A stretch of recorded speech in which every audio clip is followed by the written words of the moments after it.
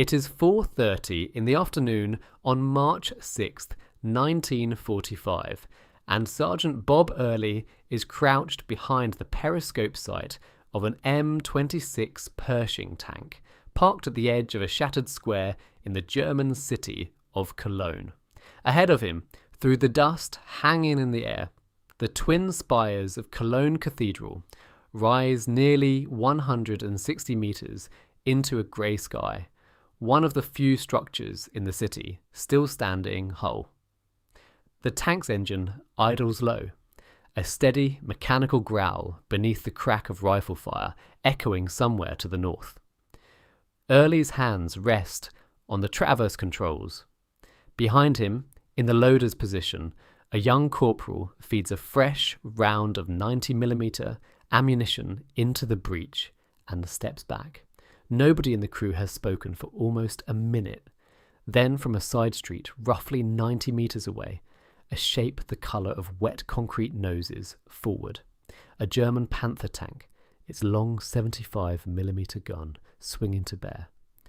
What happens in the next 75 seconds will be filmed, almost by accident, by an American combat cameraman crouched behind a nearby building, and it will become one of the most studied pieces of armoured combat footage to survive the Second World War. The tank commanded that afternoon by Sergeant Early belonged to the 3rd Armoured Division, nicknamed Spearhead, attached to the US First Army's push into the Rhineland. It was one of only a small number of M26 Pershings then in Europe. Part of an experimental batch of 20 tanks rushed to the front in January 1945 under a programme the Ordnance Department had labelled the Zebra Mission. For most of the war, American tank crews had gone into battle in M4 Shermans, reliable, mechanically simple, but chronically undergunned against German armour. A Sherman's 75mm gun could rarely defeat the frontal armour of a Panther or a Tiger at combat ranges, and crews had developed a grim shorthand for it. It took, by some tallies, 4 or 5 Shermans to knock out one Tiger, and the tanks that survived did so mostly through numbers, speed, and coordinated infantry support, rather than a fair fight of steel against steel. The Pershing was meant to change that equation. Weighing over 41 tons, armed with a high-velocity 90mm gun and carrying armour up to 102mm thick on the hull front, it was the US Army's answer to years of complaints from tank crews in Normandy, in the Ardennes, and along the Siegfried Line. By early March 1945, First Army's advance had reached the western bank of the Rhine, and Cologne, Germany's 4th largest city before the war, lay directly in its path. Allied bombing had already reduced roughly 90% of the city's built-up area to rubble across more than 200 raids since 1942. Of a pre-war population near 770,000, fewer than 40,000 civilians remained in the city by the time American forces entered its outskirts. The 3rd Armoured Division, alongside the 104th Infantry Division, pushed into Cologne on March 5th and 6th, fighting house to house against scattered pockets of the German 9th Panzer Division and Volkssturm militia units. Older men and teenage boys issued rifles and Panzerfaust anti-tank weapons in the war's final desperate weeks. German commanders had ordered the city held as long as possible to slow the American approach to the Rhine bridges further south and north, at Remagen and elsewhere. But by 6 March, organised resistance inside Cologne itself was fragmenting into isolated strongpoints. Tanks parked behind rubble piles, machine gun nests in cellar windows, small groups of defenders with no coordinated plan beyond delay. Early's Pershing, one of only a handful operating with the division, had been assigned to Task Force Doan, part of Combat Command B, and had spent the morning of March 6th grinding through the city's western districts alongside a second Pershing and a column of Shermans and half-tracks. American tankers moved cautiously through Cologne's streets that day, wary of Panzerfaust teams firing from upper-story windows at ranges of 30 metres or less, close enough that a Sherman's frontal armour offered little protection. Engineers and infantry cleared buildings ahead of the armour where they could, but the pace was slow, block by block, sometimes only a few hundred metres an hour. By early afternoon, the column had reached the area around the Deutz Bridge approach roads, not far from the cathedral itself, when the lead elements ran into fire from a German tank positioned near a side street off the main square. If this deep dive into history interests you, a quick subscribe helps more than you know. The German tank was a Panther AOSFG, part of a small detachment left to cover the retreat, and it opened fire first, striking a Sherman from Early's column and setting it ablaze within seconds, killing several of its crew. What followed was captured on 16mm film by technician 4th grade Jim Bates, an Army Signal Corps cameraman who had been documenting the advance through the city and happened to be positioned with a clear line of sight across the square. Early's Pershing, alerted to the Panther's position, manoeuvred forward past the burning Sherman. The two tanks sighted each other at a range of roughly 90 metres, close enough that either gun could kill the other with a single well-placed shot, and far too close for hesitation. Early's gunner fired first.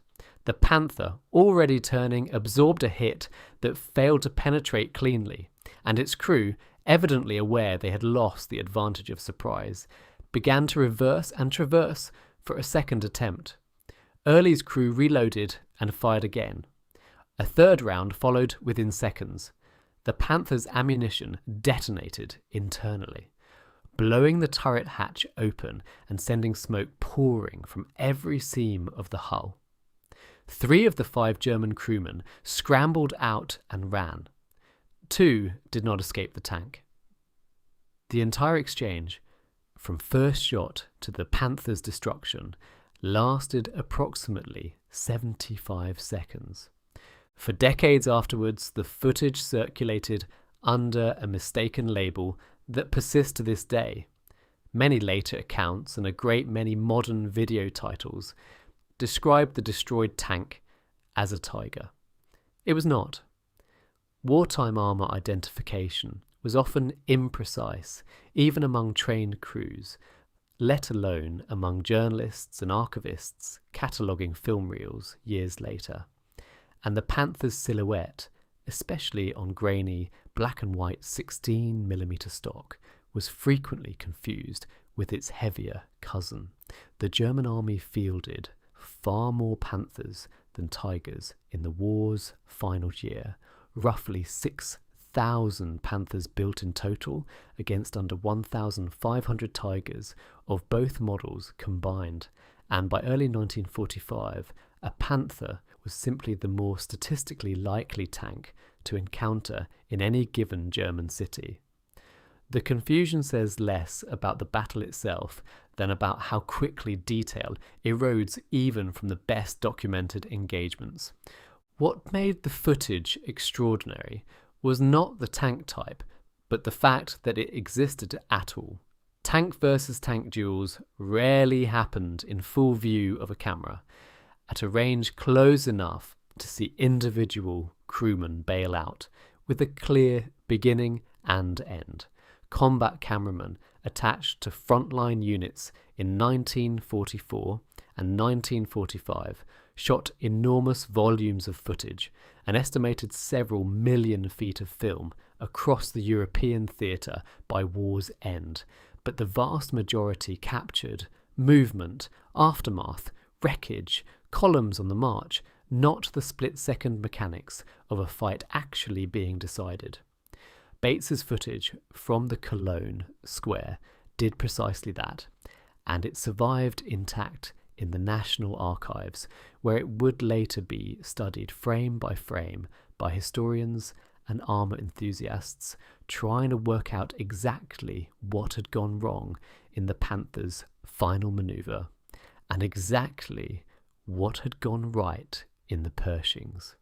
What went right came down to a combination of factors the Ordnance Department had spent nearly 2 years arguing over. The Pershing's 90mm gun, firing at roughly 2,650 feet per second with standard armour-piercing rounds, could defeat a Panther's frontal glacis at ranges where a Sherman's 75mm simply bounced off. Early's crew also had the advantage of striking first with an effective hit, denying the Panther time to fully traverse onto a stationary, aimed shot of its own, a difference of perhaps 2 or 3 seconds that likely decided which crew walked away. American tankers elsewhere in Cologne that same week were not always so fortunate. Elsewhere in the city, a second Pershing, Fireball, would be knocked out days later by another German tank, a reminder that the new American tank's advantages, while real, did not make it invulnerable, and that the margin between victory and destruction in armoured combat that spring remained frighteningly thin, regardless of which side held the technical edge on paper. In the days following the fight at the Cathedral Square, Cologne fell fully under American control.